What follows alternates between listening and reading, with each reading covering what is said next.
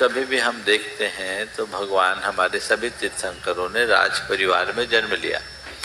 तो इस बच्चे के सवाल की तरह ये सवाल उठ सकता है कि बिल्कुल स्वाभाविक सवाल है कि राजा के बेटे ही भगवान बन सकते? नहीं, हम भगवान महावीर को राज के रूप, राजा के पुत्र के रूप में देख रहे हैं, भगवान ऋषभदेव को राजपुत्र के रूप में देख रहे हैं, राजा के रूप में देख रहे हैं। पर थोड़ा उनके अतीत को देखो। आपने 24 भगवान की कहानी पढ़ी है? पढ़ी है? बहुत अच्छा, और अच्छे से पढ़ना। भगवान ऋषभदेव कुक्कुट यानी मुर्गा, मरकट यानी बंदर की पर्याय से अपनी धर्म यात्रा की शुरुआत की। महावीर भगवान ने पुरुरवा भील से अपनी धार्मिक जीवन की शुरुआत की थी। आगे चल कर के शेर बने और शेर बन कर के फिर वो महावीर बने। समझ गए? तो ये क्या है? जैन धर्म कहता है तीर्थंकरत्व जीवन का सर्वोच्च विकास है। समझ गए?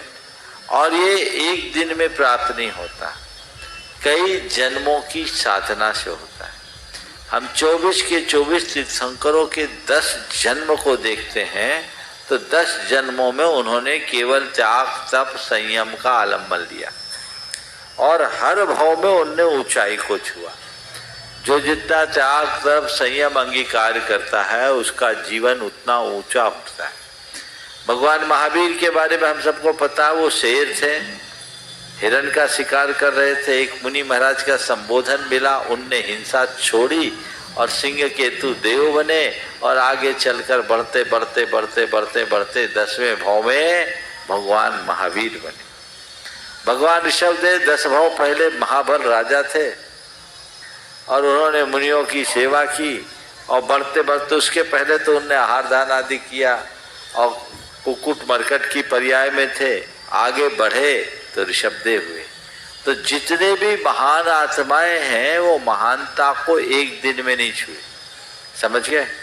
तो जब हम किसी के चरित्र की बात करते हैं तो उसका सामने का रूप पहले दिखा देते हैं, फिर फ्लैशबैक में पीछे ले जाते हैं और ये बताते हैं कि भील भी भगवान बन सकता है, पशु भी परमेश्वर बन सकता है, पतित भी पावन बन सकता है, कंकर भी शंकर बन सकता है। ये जैन धर्म का मत है। समझ गए?